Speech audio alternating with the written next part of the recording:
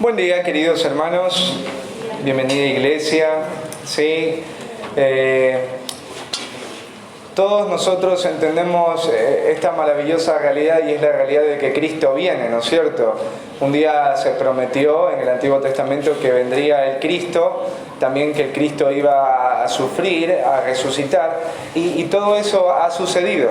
Pero hay un evento que todos estamos esperando, y es la venida de Jesús, ¿no? Y es algo que va a ocurrir, y nosotros lo creemos y lo esperamos.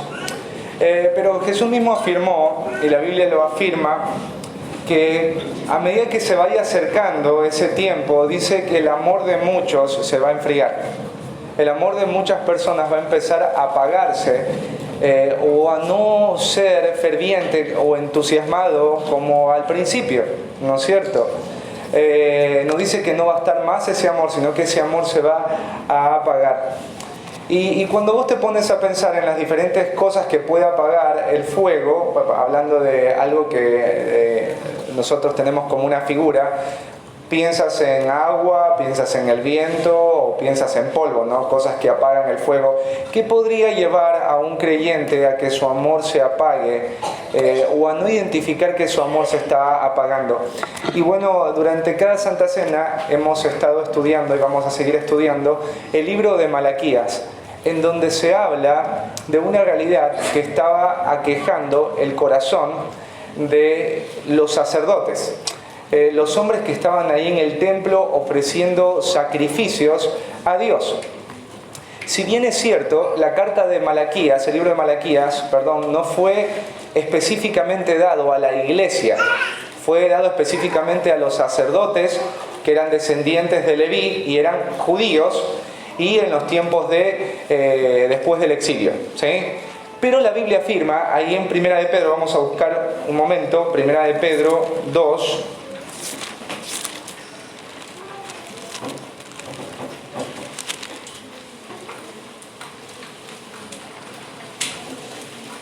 del 9 al 10, afirma ahí Pedro, y le está escribiendo a la iglesia, lo que ahora nosotros somos en Cristo. Esa es nuestra identidad. Dice: pero vosotros, o más vosotros, sois linaje escogido, real sacerdocio, nación santa, pueblo adquirido por Dios, para que anunciéis las virtudes de aquel que os llamó de las tinieblas a su luz admirable. Vosotros, que en otro tiempo no erais pueblo, pero que ahora sois pueblo de Dios, que en otro tiempo no habíais alcanzado misericordia, pero ahora habéis alcanzado misericordia. Y bueno, eso es lo que nosotros hoy en Cristo somos. Somos también un real sacerdocio, somos su pueblo, ¿no? Y nosotros, a través del libro de Malaquías, vamos a aprender a no caer en el mismo pecado que cayeron los sacerdotes de aquel tiempo. Para eso está el Antiguo Testamento también, y lo dice Pablo, para que nosotros, al ver las historias que ahí se exponen, nosotros no caigamos en los mismos ejemplos o patrones. Así que vamos a estar yendo al libro de Malaquías, el último libro del Antiguo Testamento, la última profecía. Después de esto Dios hizo un silencio de 400 años, y ustedes saben que hay enfermedades que son muy difíciles de identificar, y la religiosidad es una enfermedad muy difícil de identificar. Y es una obra del Espíritu Santo que nosotros podamos identificarla también en nuestras vidas. Las personas que estaban más perdidas en los tiempos de Jesús no eran las prostitutas o los cobradores de impuestos, eran los religiosos. ¿Por qué eran las personas más perdidas? Porque eran las personas que no se veían a sí mismos como perdidos, por causa de la misma religión. Muchos de nosotros podemos en este momento pensar que no estamos mal o que estamos bien, porque la religiosidad es sumamente sutil en nosotros. Y la religiosidad es sumamente engañosa, nos puede dar una apariencia de piedad delante de otros, pero delante de Dios puede que no sea algo que a Dios le llame la atención, sino algo que Dios condene, porque Dios no busca religiosos. Dios no busca sino una relación con cada uno de aquellos que Él ha salvado. Y algunos de los síntomas, solamente para revisar, vemos que uno de los síntomas de la religiosidad es la desconfianza en el amor de Dios. Ahí en Malaquías 1, la pregunta de los sacerdotes, la del corazón de ellos, dice: yo os he amado, dice Jehová, y dijisteis: ¿en qué nos has amado? ¿En qué nos amas? Estamos acá en el templo, te estamos sirviendo, pero ¿en qué nos amas? El religioso participa de lo que sabe que tiene que participar, sacrifica lo que tiene que sacrificar, pero cuando lo hace no está convencido del amor de Dios, no cree que Dios realmente le ama. ¿Sí? Esa es una marca de religiosidad. Haces lo que haces, pero desconfías y desconoces del amor de Dios. ¿Sí? Es una primera marca. La segunda marca es un desprecio a la persona de Dios. Y es loco pensar, porque los religiosos, los sacerdotes, no identificaban que ellos estaban despreciando a Dios. La palabra desprecio es una palabra sumamente fuerte. ¿Viste cuando alguien, no sé si en algún momento alguien te ha dicho: te desprecio? ¿Sí? Pero el desprecio no necesariamente los sacerdotes lo están diciendo a través de sus bocas. Lo están diciendo a través de los sacrificios que ofrecen. Ahí en el versículo 6... en la última parte dice: ¿en qué hemos menospreciado tu nombre? Y ahí en el versículo 8 Dios les contesta y les dice: cuando ustedes ofrecen el animal ciego para el sacrificio, ¿no es malo?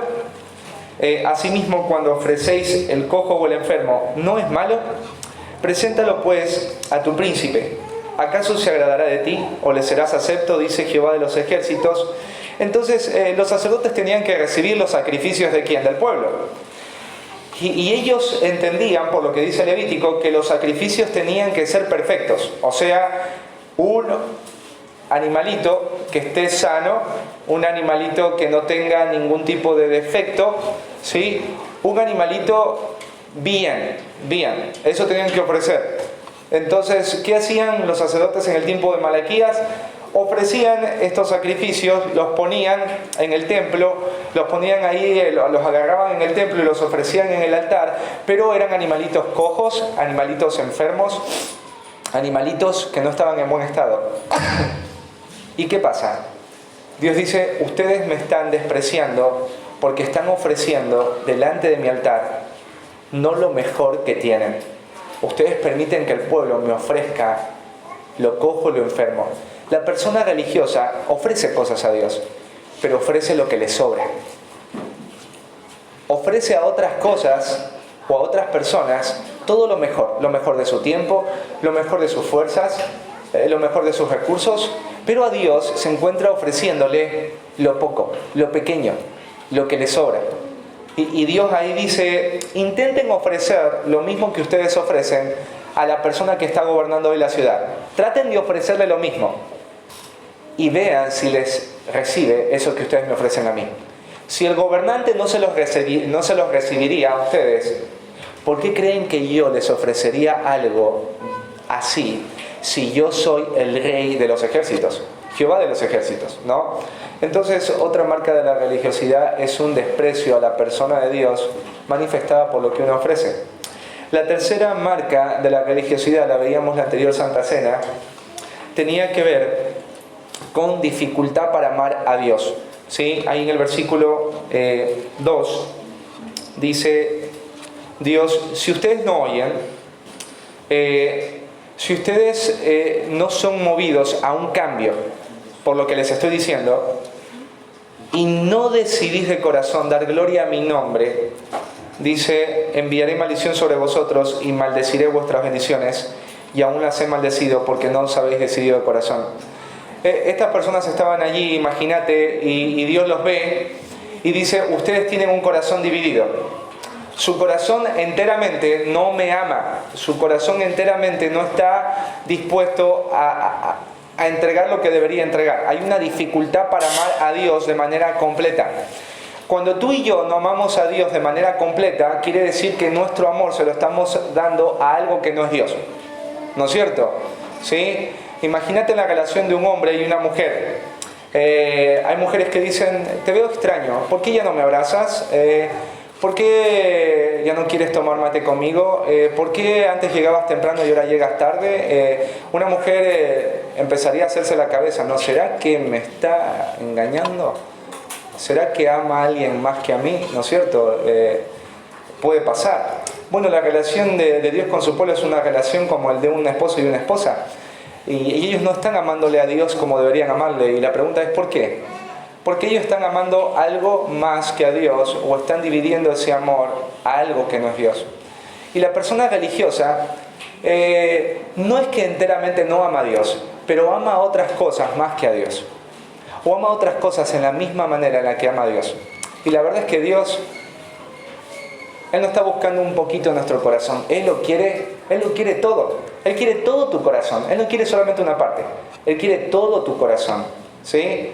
Si tu corazón mide 10 centímetros, Él quiere los 10 centímetros.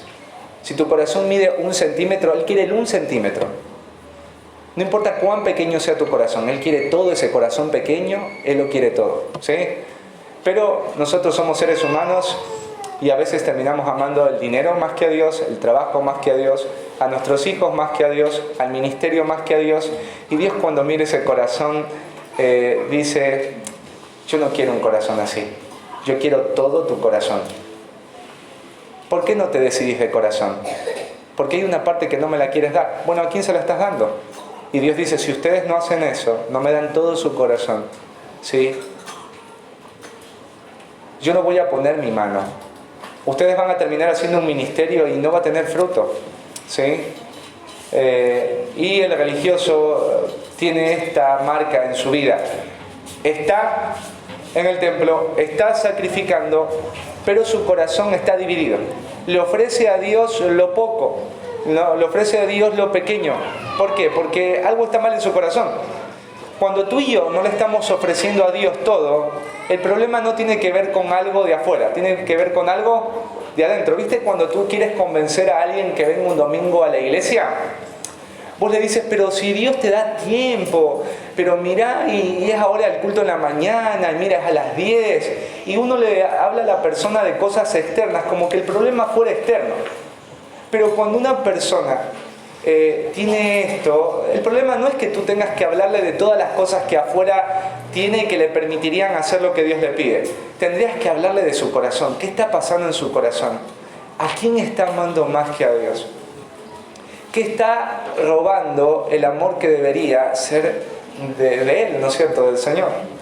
Y vamos así rapidito a ver una cuarta marca de la religiosidad, y tiene que ver con la desobediencia a la palabra de Dios, ¿sí?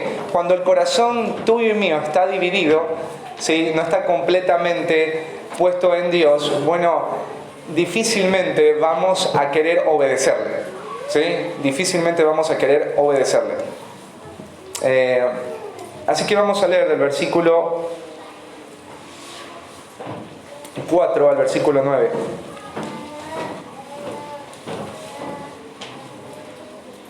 Dice ahí, y sabréis que yo os envié este mandamiento para que fuese mi pacto con Leví, ha dicho Jehová de los ejércitos. Mi pacto con él fue de vida y de paz, las cuales cosas yo le di para que me temiera, y tuvo temor de mí, y delante de mi nombre estuvo humillado. La ley de verdad estuvo en su boca, e iniquidad no fue hallada en sus labios. En paz y en justicia anduvo conmigo, y a muchos hizo apartar de la iniquidad. Porque los labios del sacerdote han de guardar la sabiduría, y de su boca el pueblo buscará la ley, porque mensajero es de Jehová de los ejércitos. Pero vosotros os habéis apartado del camino, habéis hecho tropezar a muchos en la ley, habéis corrompido el pacto de Leví, dice Jehová de los ejércitos. Por tanto, yo también os he hecho viles y bajos ante todo el pueblo, así como vosotros no habéis guardado mis caminos, y en la ley hacéis acepción de personas. Aquí Dios va a hablarles de un pacto, y es el pacto que él hizo con Leví. Los levitas eran una de las tribus de Israel que fueron apartadas exclusivamente para el servicio a Dios en el templo. Eran los representantes de Dios delante del pueblo. Y Dios había hecho esto con Leví y toda su descendencia porque en un momento muy importante para la nación, que yo lo mencionaba, cuando el pueblo de Israel desenfrenadamente, cuando Moisés estaba ahí en el Sinaí, ellos dijeron: Moisés está tardando, ¿cómo puede ser posible? Se habrá muerto. Así que se desesperaron. ¿Y qué construyeron?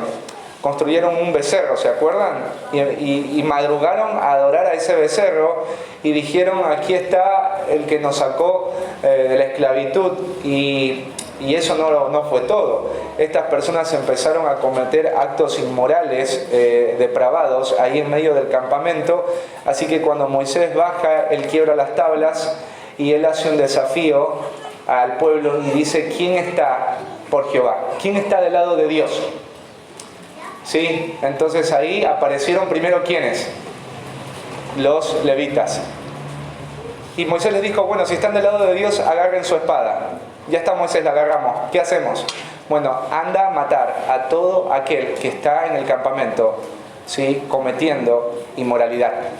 Así que los levitas fueron por el campamento matando a todos los que estaban cometiendo inmoralidad. Aunque en el proceso se encontraran con un sobrino, con un tío, con un abuelo, con una mamá, ellos tenían que matar. Y ellos lo hicieron. Entonces Dios, al ver este celo, ¿qué dijo? Los voy a apartar a ustedes por su celo, su reverencia y su humildad. Los voy a apartar para que me sirvan. Así que Dios estableció un pacto con Leví, un pacto de vida y de paz. ¿Sí? Ustedes van a tener vida y paz, levitas. Y un pacto tiene que ver con algo que Dios iba a cumplir, pero es un pacto condicional. Dios va a cumplir ese pacto en la medida en la que ellos sigan el ejemplo que tuvieron estos hombres en la historia. Si ustedes tienen el mismo celo que sus padres tuvieron, si ustedes tienen la misma reverencia que sus padres tuvieron, entonces ustedes van a poder experimentar lo que ellos experimentaron, vida y paz. Pero si ustedes no lo experimentan, ¿sí?, es por causa de que ya no hay ese celo, ¿no es cierto? Y ahí, en el versículo 5, te muestra y les muestra Dios a los sacerdotes cómo fue el comportamiento y la actitud que tuvieron, en este caso Leví, ¿no? Dice ahí: mi pacto con él fue de vida y paz, las cuales cosas yo le di para que me temiera. Dice: y tuvo temor de mí. Leví tuvo respeto de mí. Y el respeto tiene que ver con considerar a alguien de tal manera que esa grandeza de ese alguien te lleve al temor. ¿Sí? No sé si en algún momento vos escuchaste un trueno. ¿A quién le dan miedo los truenos? ¿Sí? ¿Viste que parece que los truenos en un momento fueran a partir la casa? O sea, es terrible cuando un trueno cae. ¿Y a qué te mueve el trueno? A tener temor. ¿Y ese temor a qué te lleva? ¿Sí? A esconderte o a taparte los oídos porque tienes miedo. Bueno, los levitas contemplaron a Dios y le tuvieron temor, mucho temor. Y ese temor, dice, los llevó a estar humillados, a estar postrados. ¿Sí? Cada vez que ellos se acercaban a Dios, se arrodillaban y ponían su frente en el piso, como una manifestación del temor de ¿qué? Del corazón, del respeto del corazón. Y en el versículo 6 dice: la ley de verdad estuvo en su boca. La ley de verdad estuvo en su boca. Y bueno, ¿qué significa esto? Bueno, que Leví era alguien de donde tú podías escuchar la verdad. Si tú necesitabas conocer de Dios, ¿a quién ibas a buscar? Bueno, a este hombre. Y este hombre te iba a decir de manera fiel la verdad de Dios. Y dice ahí: e iniquidad no fue hallada en sus labios. Cuando tú escuchabas a esta persona no te iba a engañar con su boca. Esta persona no iba a decir algo que te iba a hacer de tropiezo a ti.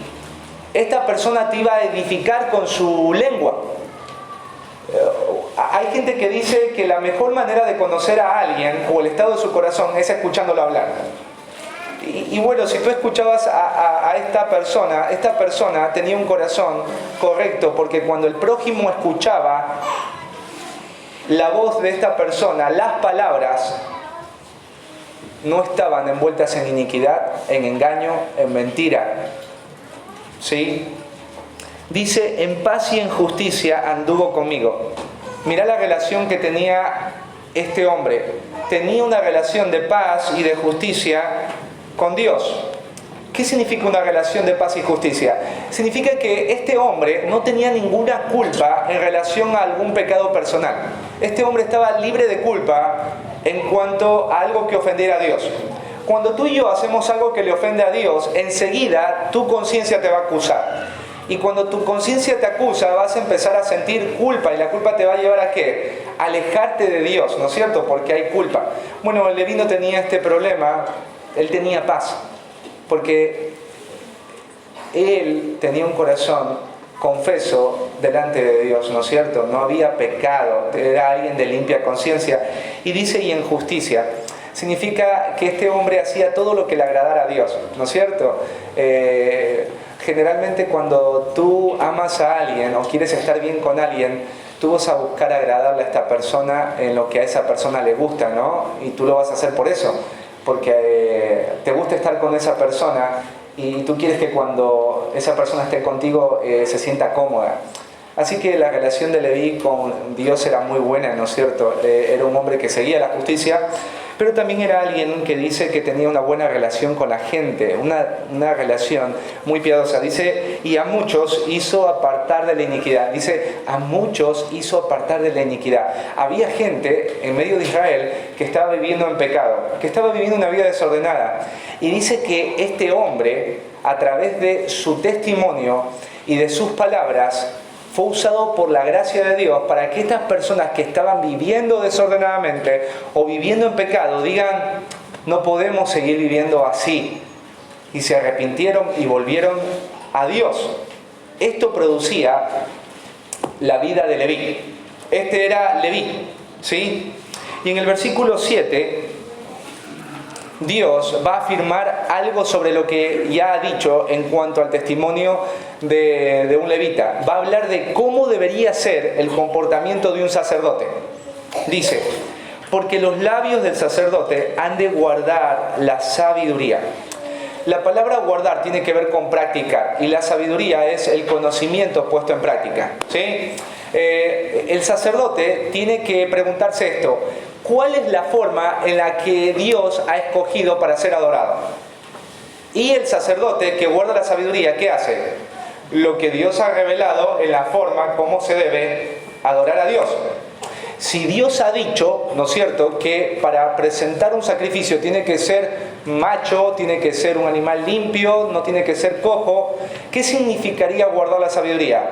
Bueno, Dios ha dicho que esta es la forma en que a Él le gusta. Esta es la forma que a Él le gusta. ¿Y el sacerdote qué tiene que hacer? Démosle a Dios lo que a Él le gusta en la forma que Él ya nos dijo que tenemos que hacerlo. El sacerdote tiene que guardar la sabiduría en ese sentido. Hacer lo que a Dios le gusta en la forma que Él dijo, ¿no?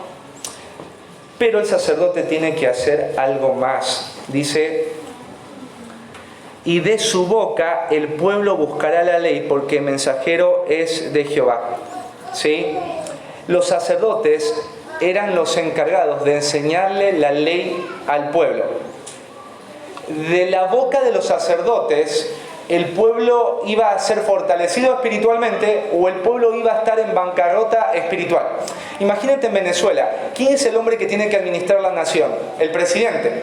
Y si el presidente es un mal administrador, ¿qué pasa con el pueblo? El pueblo se muere de hambre. Bueno, los sacerdotes eran puestos como personas no solo representativas de Dios, sino mensajeros de Dios. Ellos tenían que enseñarle al pueblo cómo vivir correctamente delante de Dios. Eso tenían que hacerlo. Primero desde el ejemplo, pero segundo desde la palabra.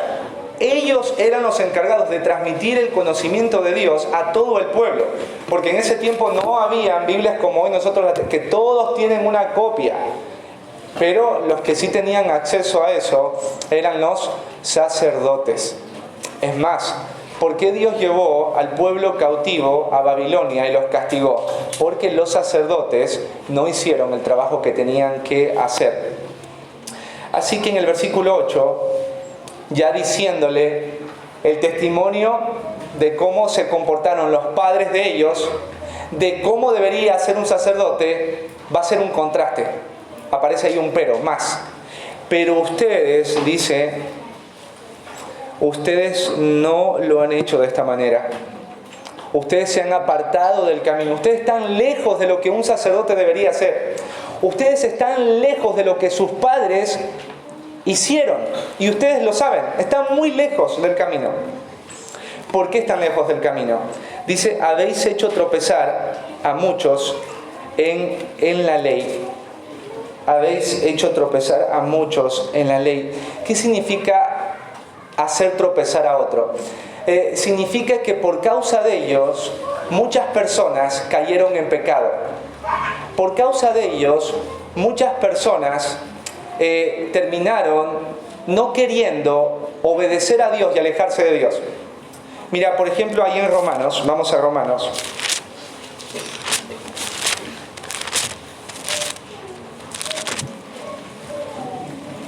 Capítulo 2.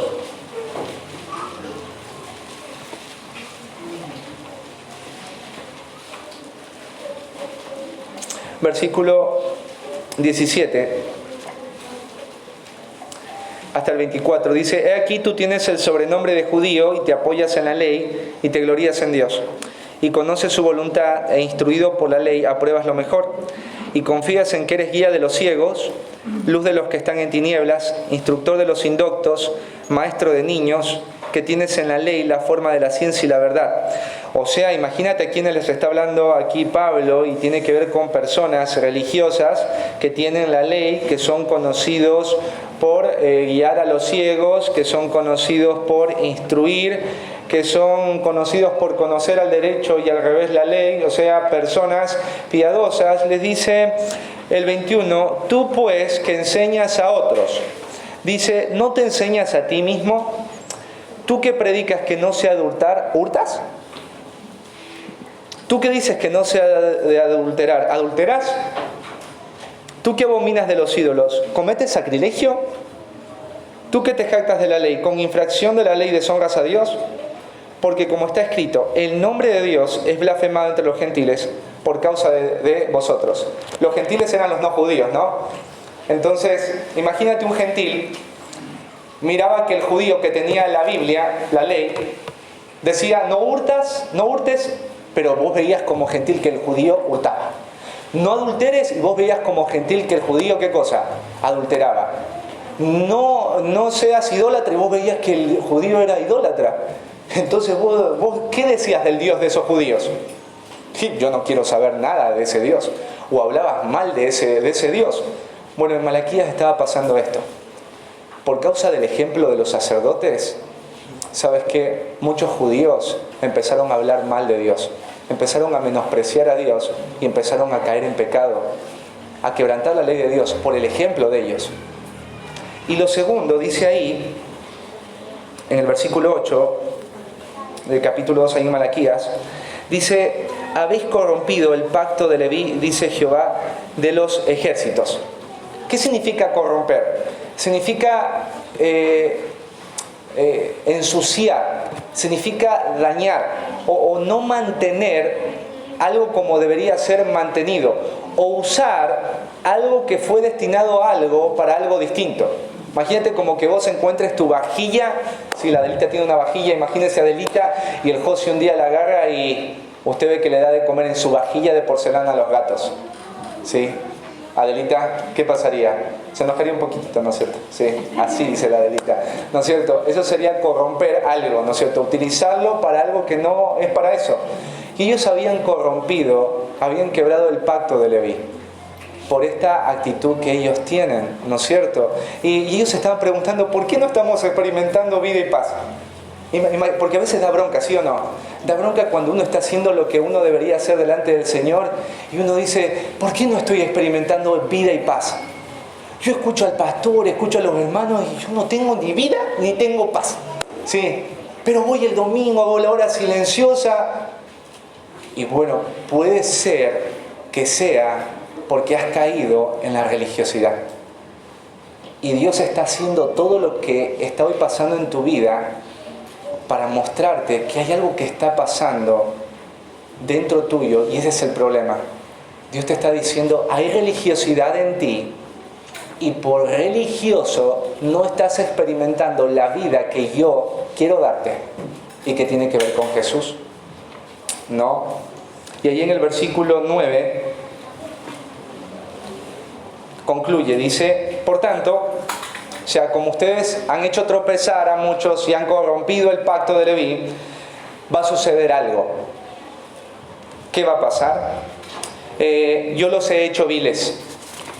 Yo los he hecho viles, dice, y bajos ante todo el pueblo, ¿sí? ¿Qué significa palabra viles y bajos? Significa, yo voy a provocar que por la actitud que ustedes tienen, ustedes sean despreciados, ustedes no sean considerados, la gente no los respete, la gente no los vea bien a ustedes. Los sacerdotes debían ser respetados, debían ser honrados, porque estaban representando a Dios. Pero Dios dice, nada de lo que ustedes son y hacen va a servir. En lugar de honrarlos, yo los voy a deshonrar delante de todo el pueblo. ¿Sí? El pueblo no los va a considerar, no los va a respetar, los va a menospreciar, va a hablar mal de ustedes. Yo voy a provocar eso, porque ustedes han corrompido el pacto. Porque ustedes han sido de tropiezo a mi pueblo. Y ahí, más adelante, dice, ¿por qué se concluye así?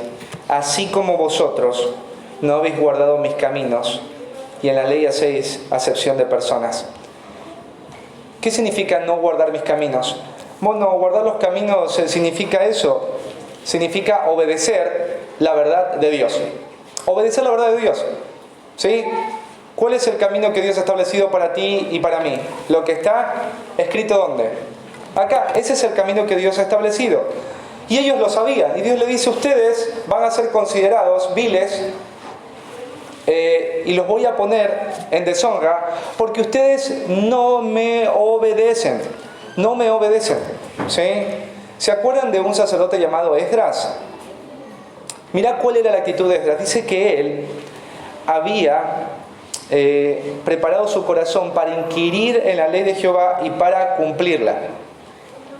Esdras era un sacerdote, pero de mucho tiempo atrás, y este hombre preparaba su corazón, estudiaba la verdad de manera profunda para primero hacer algo, primero para obedecerla. Pero estos sacerdotes no están siguiendo el ejemplo de Esdras, no están obedeciendo la ley, no la están cumpliendo. Y por esa razón dice, yo los voy a deshonrar, porque ustedes me han deshonrado no obedeciendo mi ley. Y hay varias formas de deshonrar la ley de Dios. Por ejemplo, yo puedo deshonrar la ley de Dios cumpliendo lo que a mí me conviene de la ley de Dios. Hay versículos que son, por así decirlo, sencillos de cumplir. La Biblia dice que me congregue, ¿no? ¿Dice eso la Biblia? Es una orden. Yo tengo que congregarme, no tengo que dejar de relacionarme de mis hermanos. Bueno, yo puedo estar acá, ¿no? Viva, cumplir la ley del Señor. Qué bueno, ¿no es cierto? La gracia del Señor. Pero imagínate que Dios también te dice que perdones. Ahí ya es un poco más difícil, ¿no es cierto? Ahora Dios te dice que sirvas a tu hermano y que lo soportes.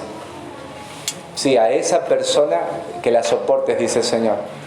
Y ahí como que ya no nos gusta. Entonces, eso es como el papel de religioso. Obedezco lo que a mí me gusta y lo que no me gusta lo dejo de lado. O voy a practicar lo que a mí me conviene. ¿Sí? Yo estaba hablando con una persona en Ecuador y le estaba animando a congregarse. Y me decía, yo temo del Señor. Yo estoy 3 horas escuchando predicaciones y 2 horas orando en la madrugada. Digo, pero Dios dice que tienes que congregarte. Y en los 10 mandamientos, ¿dónde dice tenés que congregarte? Está utilizando la ley de Dios a su antojo para justificar una conducta pecaminosa. Y tú y yo a veces hacemos lo mismo. Y estos sacerdotes estaban haciendo de alguna manera eso. Pero la otra cosa que estaban haciendo estos sacerdotes es elevar un mandamiento de hombre o ponerlo por encima del mandamiento de Dios. Y es lo que hacían los fariseos, ¿sí? Así que Dios dice, por esta actitud que ustedes tienen hacia mi ley, yo los voy a deshonrar. Porque la Biblia dice que yo honraré a los que me honran, ¿sí? Y después termina diciendo ahí, y en la ley hacéis acepción de personas. ¿Qué significa esto? Los sacerdotes funcionaban como jueces en Israel.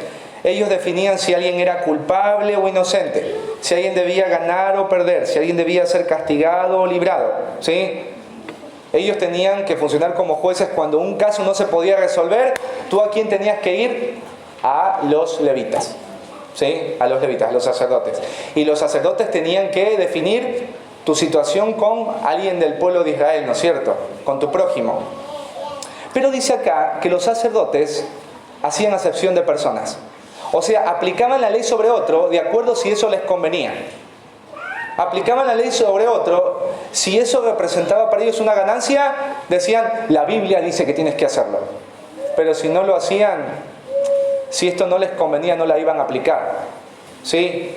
Si ellos veían que una persona era rica y los iba a ayudar, veían el pecado de esta persona y decían, bueno, pero no es tan grave. Pero si veían a otra persona que era pobre y no podía ayudarles en absolutamente nada, estas personas decían, esa persona tiene que ser castigada. Sí, hacían acepción de personas. Es como imagínate, decirle a mi hija, Luchi, tienes que respetar a tu papá y a tu mamá. O que tú le digas a tu hijo, tienes que respetar a tu mamá. Soy tu madre, Dios te ha puesto, tienes que honrarme. Pero tu hijo ve que no respetas a tus autoridades. ¿Qué harías? Acepción de personas. O sea, quieres aplicar la ley sobre tus hijos, pero sobre ti no la aplicas. Eso es tremendo delante de Dios, ¿sí? Y ese es el corazón de un religioso. ¿Cuáles son las tres cosas que hoy te quiero marcar a través de este pasaje, ¿no? Primero, la religiosidad se conforma de manera fiel al cumplimiento de las ceremonias o los ritos. El religioso cumple fielmente con todo lo que externamente un religioso debería cumplir. Si lo traducimos acá a la iglesia sería asistir al culto, Santa Cena. O sea, lo mínimo que puedas hacer, lo vas a hacer fielmente. Dios no desea eso. Dios desea la obediencia, no desea el rito, no desea la ceremonia. Dios está buscando la obediencia. Ahí en Primera de Samuel, ¿viste cuando Dios le había mandado a Saúl a hacer algo específico? Mata a los amalecitas, no dejes vivo a nadie ni a nada. ¿Y qué hizo Saúl? Guardó unas ovejitas, ¿viste? Que le parecían divinas. Se las quedó para él. Y cuando viene Samuel y lo confronta, dice, ¿qué hacen esas ovejas ahí? Sí. Esas ovejas son para sacrificar a Jehová, nuestro Dios. Pero Dios no te dijo que las mates. Y ahí viene la super pregunta. ¿Se complace el Señor tanto en holocaustos y sacrificios como en la obediencia al Señor? No. Todo sacrificio que no esté acompañado de la obediencia, Dios no lo ve bien. Dios desea la obediencia. La obediencia. No el rito, no la ceremonia. Dios quiere tu obediencia. Imagínate, yo puedo estar viniendo el domingo, puedo estar participando ahora en la Santa Cena, pero Dios quiere ver qué pasa con mi vida en la semana. ¿Qué pasa ahí dentro de casa? ¿Qué pasa ahí dentro de mi trabajo? ¿Qué estoy obedeciendo a Dios en ese entorno? A Dios le importa ahí. Ahí también. Digo, entonces no, ¿está mal venir a un culto? ¿Está mal? No, es bueno eso. Pero eres cristiano porque quieres ser como Cristo. Y si quieres ser como Cristo, tenés que obedecer. Tenés que obedecer. Segundo, la religiosidad no tiene amor. No tiene amor. Porque cuando uno no obedece a Dios, es un síntoma ¿de qué? De falta de amor. ¿Qué dice en Juan 14:21? Mira, vamos a Juan 14:21.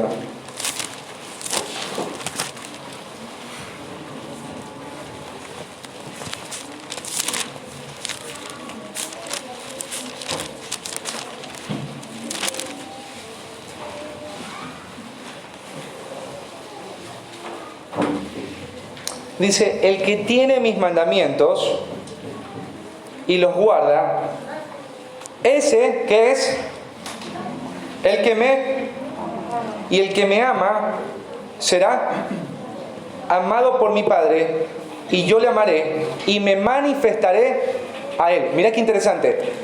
El que me obedece, ¿qué es? El que me ama. Y el que me ama porque me obedece, yo le amaré y mi Padre también le amará. Y dice, y yo me manifestaré a él. Estos sacerdotes manifestaban a través de su desobediencia que no tenían amor. El religioso no tiene amor. No tiene amor. Cumple, ¿sí?, con un montón de ritos, de ceremonias, de programación, de actividades, pero no tiene amor. Y yo antes le explicaba a la Luchi así, le digo, Luchi, te voy a poner dos personas. Una persona asiste al culto, la otra también. La una dice, no, tengo que asistir al culto y porque los domingos hay que asistir al culto y es lo que me pide Dios, tengo que asistir al culto. Si no asisto al culto, bueno, me va a ir mal en la semana, ¿sí? O Dios me va a castigar, se lo explicaba hacia la Luchi. Le digo, y esta persona también va al culto, pero dice, Dios me salvó y me libró de todos mis pecados. Yo era esclavo de esto, pero Él me buscó. ¿Cómo no voy a ir un domingo a decirle gracias? Luchi, ¿qué persona agrada a Dios? ¿Qué persona agrada, hermano, a Dios? ¿La 1 o la 2? ¿Ah? Pero si las dos hicieron lo mismo. Y le digo, Luchi, ¿quién fue guiada por el amor? Esta.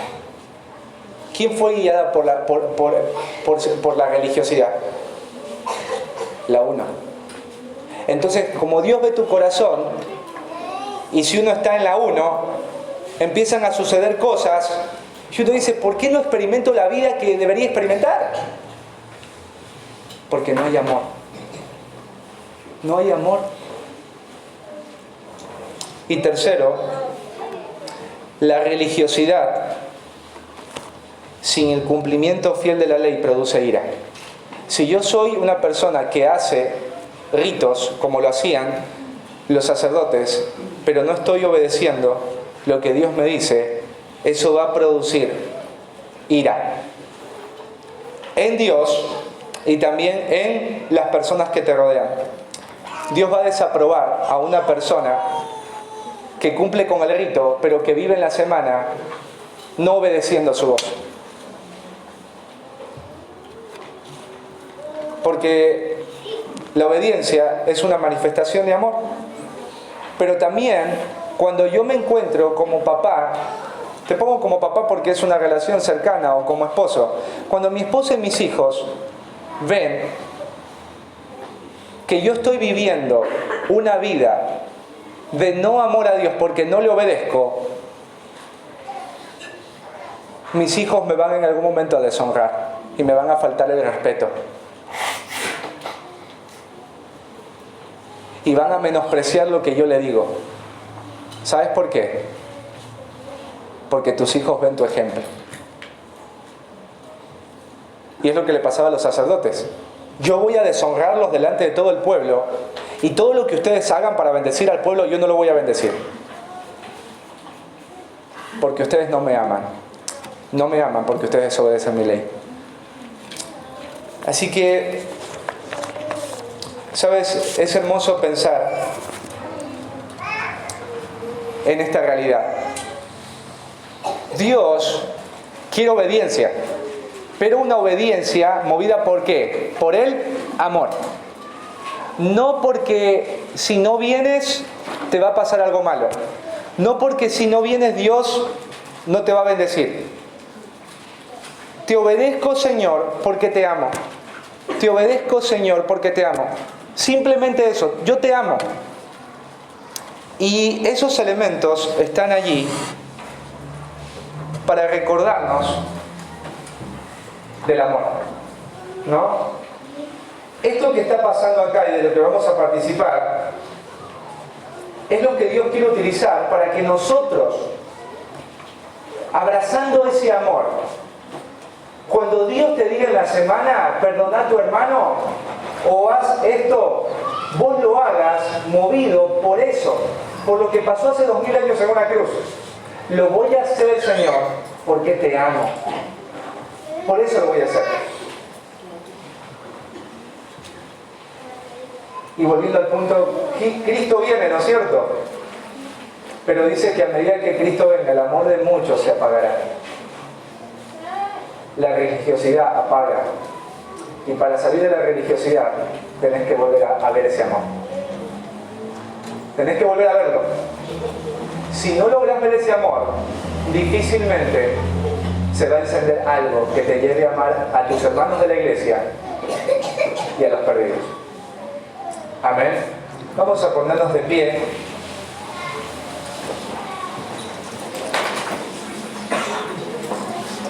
Y ahí donde estás, tengo un tiempito para poder acercarte al Señor, ¿no?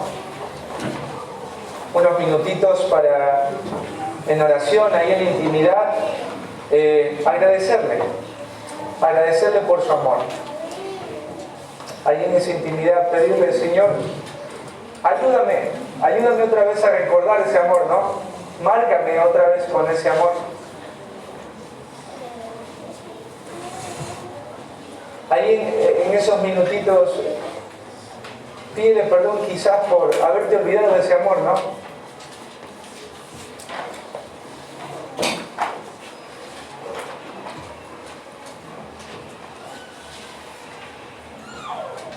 Y pedirle perdón.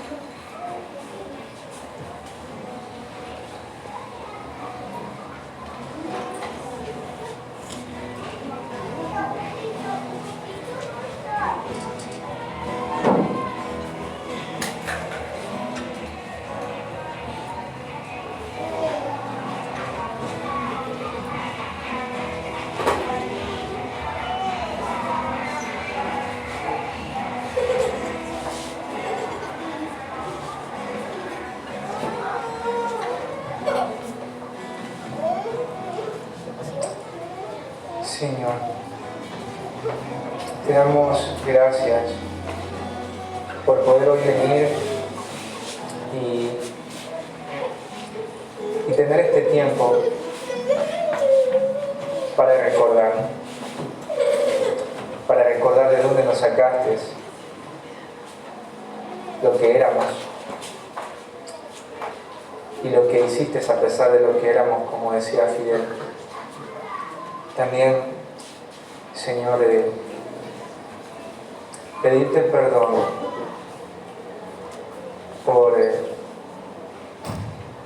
la ingratitud, Señor,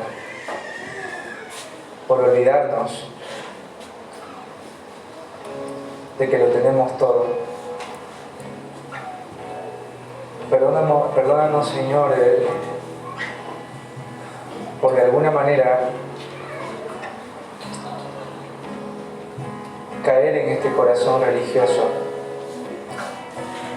que desconfía de tu amor, que tiene una dificultad para amarte porque amamos algo más que a ti, porque te despreciamos a través de lo que te ofrecemos y porque, Señor, te desobedecemos. Porque no hay amor, Señor. Haz volver nuestros corazones. Ayúdanos a recordar, Padre, el amor que de tal manera en Cristo nos has dado. Afírmanos, Señor, en ese amor, y que sea el amor la fuente de nuestra obediencia, de nuestro servicio, de nuestro sacrificio. Danos de tu gracia para ser como la mujer del frasco de alabastro, que lo entregó todo, pero porque amaba mucho. Gracias, Señor, te damos. En el nombre de Jesús. Amén. Amén. Vamos a tomar asiento. Sí. Benjita, Audi, Nilo, Cristian, pueden pasar.